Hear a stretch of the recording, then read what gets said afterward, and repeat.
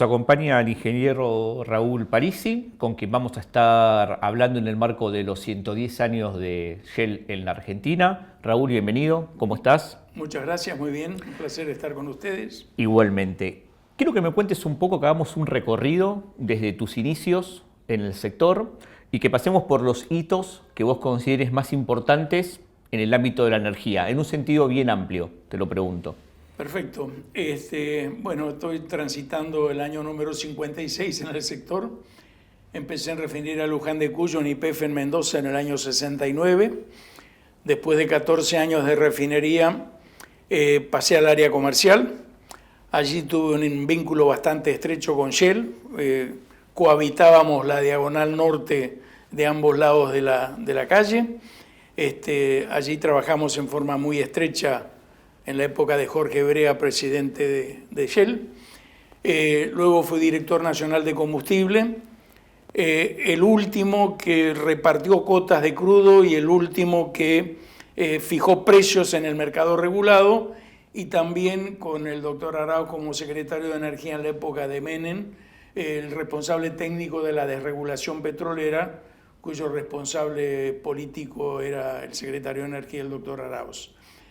Así que transité la etapa regulada, la etapa desregulada, que desde el año 91 hasta ahora, y luego sucedieron todas las cosas derivadas, digamos, de el cambio climático y de entender que el modelo industrial de producción y consumo que adoptó el mundo como forma de vida era el causante, digamos, de la elevación de temperatura en el planeta por aumento de concentración de anhídrido carbónico en la atmósfera, con todas las consecuencias que son la causa principal que nos convoca hoy, en una apretada síntesis. Perfecto. Y creo que la palabra clave ahí es transición, porque en algún punto no se habla de abandonar un modelo de un día para otro. Recién mencionabas, ¿no?, de desregulado a regulado y viceversa, se pasó muy rápido. No tenemos esa opción en la transición energética. Contame un poco eso, cómo se piensan los modelos híbridos, si se quiere, cómo conviven, por qué tenemos que ir hacia esa transición y qué papel juega hoy por hoy el combustible tradicional en este cambio hacia los renovables. Con mucho gusto. Creo que el cambio climático es el desafío más importante que tiene el hombre hoy para su subsistencia en el planeta, de modo que creo que no hay ningún tema que supere en importancia ¿no? La energía es fundamental para hacer posible la vida del hombre per se, además de la vida económica. Es decir, la fuente principal de energía es un elemento, digamos, estratégico y clave. Esta es la tercera transición energética que tiene la humanidad. La primera fue de la era preindustrial, en donde la madera, pequeños aprovechamientos de molinos de viento y pequeños saltos hidráulicos eran la fuente principal de energía. Esto, por supuesto, la fuente de energía condiciona la forma de vida del hombre en el planeta. Era la época, digamos, de que los pueblos nómades que empiezan a afianzarse recién con la primera transición energética, que es cuando el carbón, con la primera revolución industrial para accionar las máquinas de vapor, sustituye a los anteriores, a los que estamos volviendo ahora en la tercera transición energética. Transición energética significa cambio de la principal fuente de energía, que en la primera, como dijimos, era para ir al carbón, en el fines del siglo XVIII, todo el siglo XIX. Esto condiciona la forma de vida porque el tren es el principal medio de transporte, como el telégrafo o la comunicación, y entonces determina que el hombre viva alrededor de las estaciones ferroviarias y que toda su vida sea en torno al tren como medio fundamental, digamos, de movilidad económica y de forma de vida, que en el siglo XX la segunda transición energética es para reemplazar como principal combustible, no único, por eso no muere. Hoy se sigue quemando carbón y estamos en la tercera revolución industrial, de modo que hoy están coexistiendo el carbón de la primera revolución industrial, principal responsable del cambio climático porque es el que más anhídrido carbónico emite, en el orden del 35 al 40%. El petróleo, el segundo, y el gas, que nunca tuvo una era para sí mismo como en forma excluyente, porque en el siglo XX, ya en la segunda mitad del siglo XX, hasta entonces los científicos creían que el agua del mar y la vegetación eran capaces de absorber todas las emisiones. Luego se descubre que esto no es así, empiezan las primeras observaciones en el observatorio de Mauna Loa y se empiezan a establecer primero el hecho de que la temperatura empezaba a aumentar en forma leve, pero aumentaba. Y luego se establece la correlación entre el aumento de temperatura y el anhídrido carbónico. Discusión que se termina de saldar recién en el siglo XXI, con el cuarto informe del Panel Intergubernamental de Cambio Climático, que establece que sin duda hay aumento de temperatura y que esto es causado por el modelo industrial del hombre, ¿no es cierto? De allí que entonces la tercera revolución industrial es para salir. Y acá hay que hacer una aclaración que es fundamental porque es una confusión provocada que es necesario aclarar porque no debemos confundir. Carbón, petróleo y gas son los tres combustibles fósiles, pero son muy diferentes entre sí en su responsabilidad en el cambio climático. El carbón se utiliza fundamentalmente para generar electricidad, que es el 40% de la demanda. El petróleo fundamentalmente para mover el transporte, no tanto para generar electricidad. Y el gas ha venido a ser parte de la solución porque emite 4,4 veces menos anhídrido carbónico que el carbón y viene a ser la solución porque en la transición hasta que las energías limpias o renovables, solar y eólica fundamentalmente, pero también nuclear que no deja residuos, es decir, que no deja anhídrido carbónico, deja otro tipo de residuos, para bajar emisiones sustituimos en generación carbón por gas. Entonces, los tres son combustibles fósiles, pero tienen roles y funciones muy diferentes. Uno, el gas, es parte de la solución y no tiene nada que ver con el carbón, que es el principal responsable, y la única forma de resolver el problema es dejar de quemar carbón. Dejo para más adelante, digamos, establecer bien cuáles son las conductas de los países de la OCDE y no OCDE, fundamentalmente China e India, en materia de emisiones, para no agotar la discusión con la primera pregunta. Justamente de eso te iba a preguntar, dado este origen antropogénico que recién mencionabas del cambio climático, ¿qué rol juegan, por un lado, la sociedad civil, desde países hasta individuos, y por otro lado, las empresas? Todos los procesos, sobre todo ambientales, se rigen por regulaciones. Es decir, acá no hay libre juego de la oferta y la demanda, no valen los conceptos de la economía clásica. Para proteger el medio ambiente depende de las regulaciones de la autoridad regulatoria. De modo que han pasado 28 COPs, han pasado 28 reuniones anuales y el problema sigue sin resolverse. En principio, cuando fue el protocolo de Kioto en el año 95, la ONU le puso la responsabilidad a las naciones desarrolladas o de la OCDE por el stock de anhídrido carbónico en la atmósfera. Ellos para desarrollarse habían utilizado el carbón, energía barata, entonces eran los responsables. Pero corrigieron su conducta y hoy independizaron el crecimiento económico de las emisiones. ¿Qué significa esto? Esto significa que siguen creciendo, pero emiten en toneladas de carbón, de anhídrido carbónico, emiten menos que en 2005.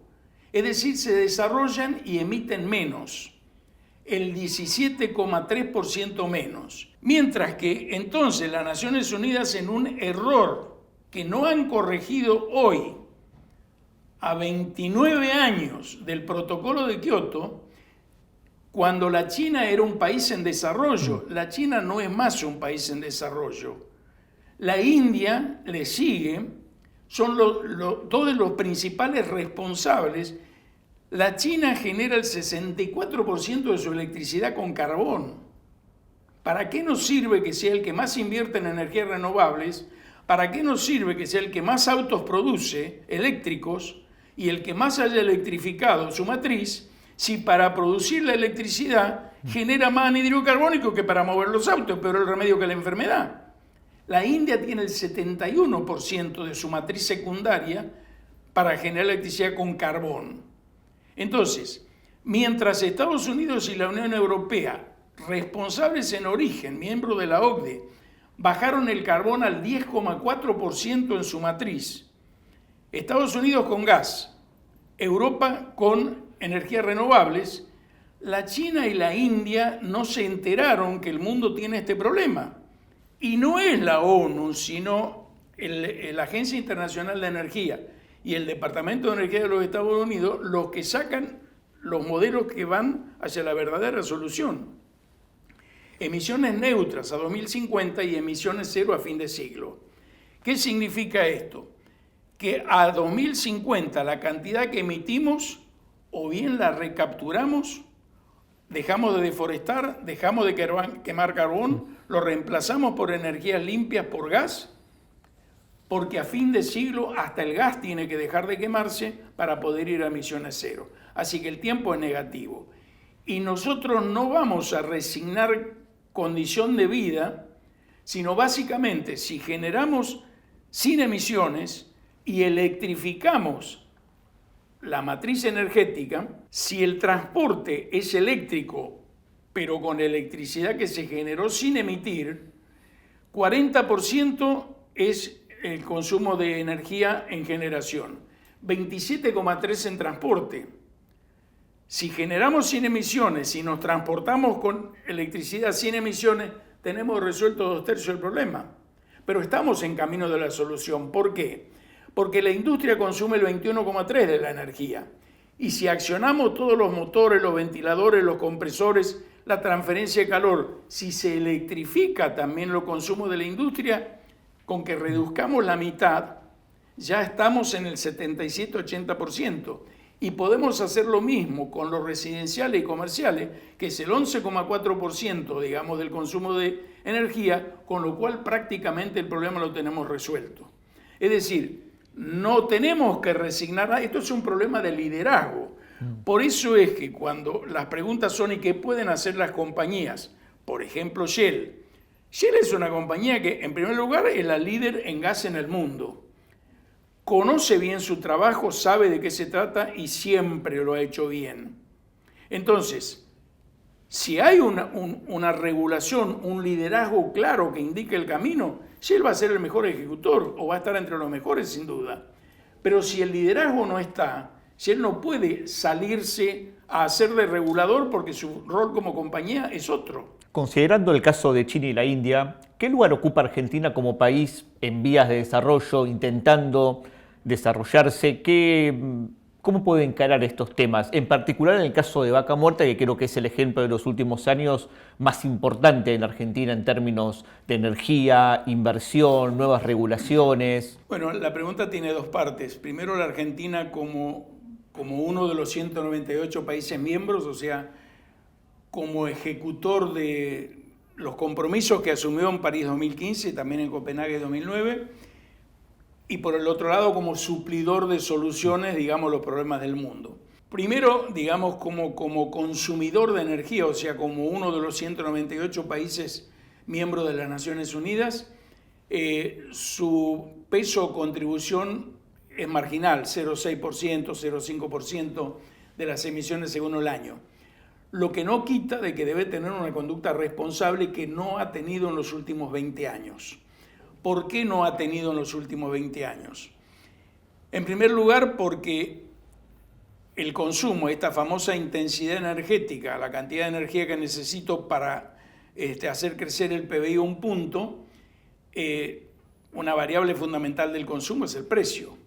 Y si yo desvinculo los precios de los costos de la realidad y los manejo a mi discreción, como ocurrió en los últimos 20 años, en donde la Argentina en forma increíble, teniendo gas para 400 años de su consumo y petróleo para 187 años, elige el modelo de promover importaciones. La prueba la tenemos, exportábamos gas a Chile hasta 2006 que lo cortamos y empezamos a importar.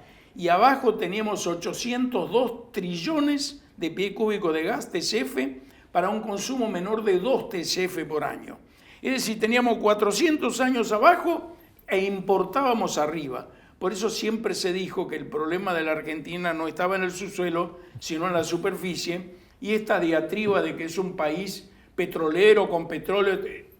Argentina es un país gasífero que nunca explotó el gas hasta ahora que parece que nos hemos decidido a empezar a explotarlo. Argentina tenía que corregir los precios, gracias a Dios los ha corregido, tenía que corregir su política a promoción de exportaciones, gracias a Dios con la ley Riggi, ahora ha decidido hacerlo y todos los anuncios que hizo el presidente de YPF, el CEO de PAE, demuestran de que estamos en el camino, de modo que Argentina tiene que corregir esas cosas como consumidor y como conducta que debe terminar de ser responsable.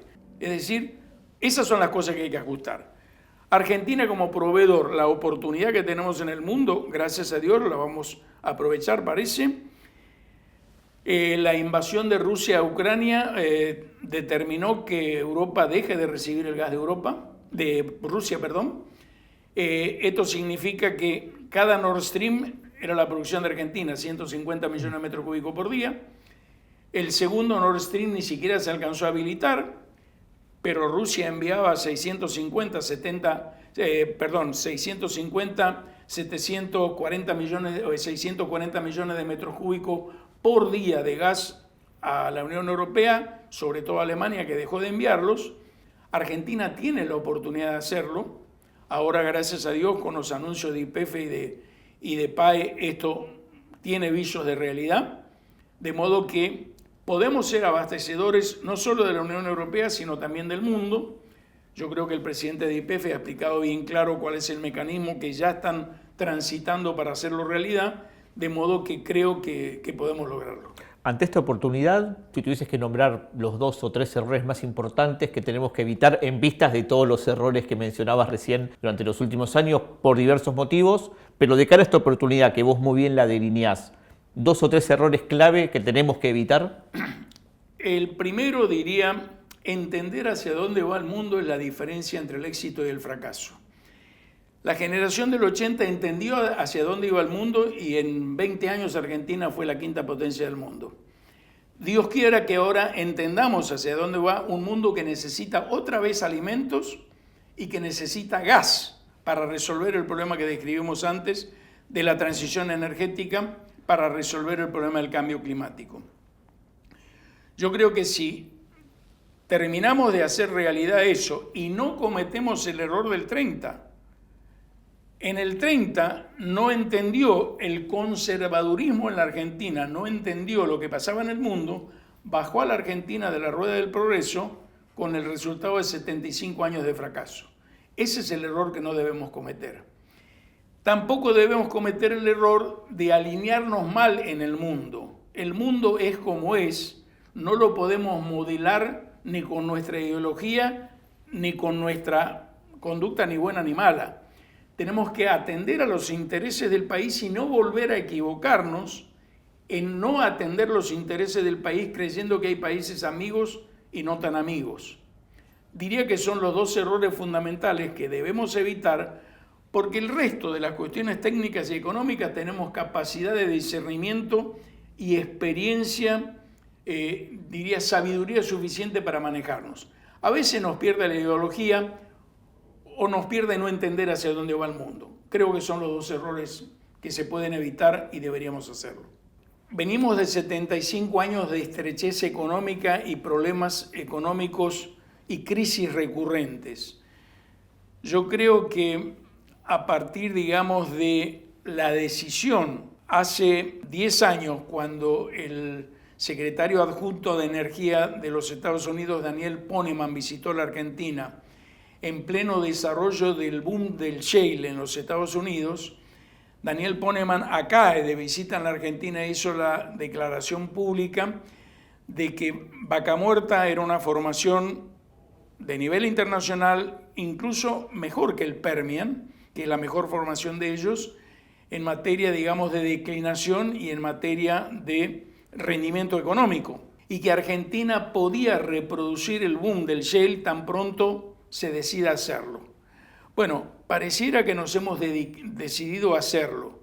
Si esto fuese así, para poder cumplir con los objetivos de duplicar la producción de petróleo y multiplicar prácticamente por 3 o 4 la producción del gas con destino de exportación a Europa y Asia-Pacífico, como dijimos con las plantas de LNG, la economía argentina se va a reactivar, van a desaparecer los cuellos, no hay plata, ahí sí va a haber plata, entonces sí se va a poder planificar, sí se van a poder hacer nuevas centrales, sí va a tener sentido pensar en el desarrollo. Llevamos 75 años dando vuelta, como el perro que se quiere morder la cola, dando vueltas sobre los mismos problemas. Cuando se abra el círculo, la capacidad innovadora, ya que Shell hace muchos años tenía la propaganda solo Shell supera a Shell. Bueno, Shell se va a poder superar a Shell porque la Argentina se va a poder superar a sí mismo. Cuando hay plata todo esto se puede pensar, porque hay impulso, hay capacidad para innovar.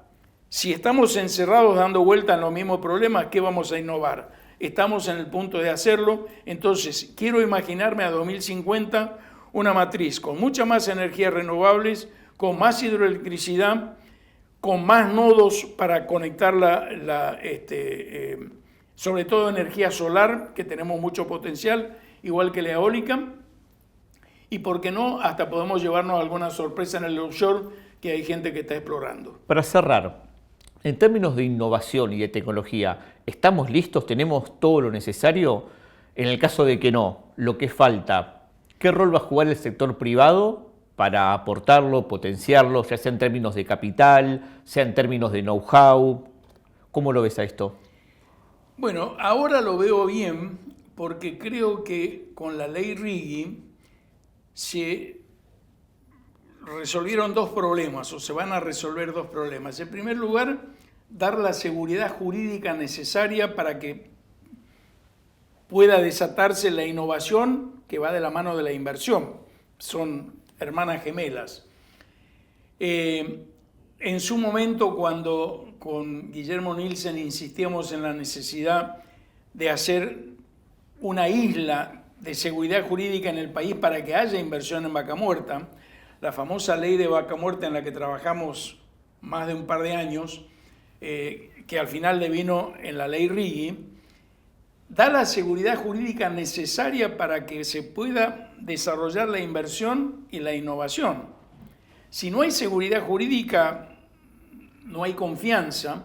Estamos en el país de la manta corta y estamos en el país, digamos, de la máquina de impedir, en donde las empresas van a la Secretaría de Energía a pedir permiso para poder hacer cosas, todos problemas que se han resuelto con la ley Riggi, que mejoró, digamos, siempre uso en decir que hay que resolver el problema del picarito argentino. ¿Cuál es el problema del picarito argentino? Que cuando piensa distinto que el gobierno que se va, dice una ley y se cambia con otra. Entonces, ¿dónde está la seguridad jurídica? Entonces, ¿de qué innovación vamos a hablar? ¿De qué inversión vamos a hablar si nadie tiene confianza en el gobierno como para invertir en innovación, en tecnología o en activos para el desarrollo? Nosotros habíamos pensado en una ley contrato. El Riggi lo hizo mejor, porque en los considerandos y en la parte resolutiva le da carácter de interés nacional en términos de la Constitución. Es decir, está diciéndole a los inversores, señores, esta vez créannos e inviertan. Empleen el tiempo en innovar. Entonces, ¿qué va a hacer Shell? Shell se va a superar a sí misma porque le desataron las manos. Le desataron las manos de la inversión y le desataron las manos de la innovación. ¿Para qué? Para que lo mismo que hace en el mundo, donde es líder en gas y en energía, también pueda ejercer ese liderazgo en la Argentina. Así que creo que las condiciones están dadas a partir de que el gobierno tomó la decisión de hacerlo. Con decisión, el will aparece. Creo que apareció. Dios quiera que no me equivoque. ¿Qué más se puede hacer pensando en las empresas desde el Estado para seguir soltándoles la mano y que puedan innovar, hacer la inversión que hay que hacer y demás? Yo creo que el secretario de Energía ha sido claro en todas las manifestaciones públicas que ha hecho. Seguir liberando la energía de las empresas diciéndole, señor, quiere exportar, exporte, quiere hacer contrato de largo plazo, hágalo, acá no tiene que pedir permiso. Una vez que el abastecimiento interno está resuelto, usted exporte todo lo que quiera. Entonces, si el camino de las libertades queda expedito, yo creo que las empresas van a liberar sus fuerzas creativas, van a liberar sus fuerzas innovadoras y el Estado va a acompañar como tiene que ser. Creo que un buen ejemplo es Canadá. El Estado acompaña al privado porque juntos desarrollan la nación. De eso se trata. Perfecto. Raúl, muchísimas gracias. Al contrario, un placer. Nos acompañó Raúl Parisi, ingeniero.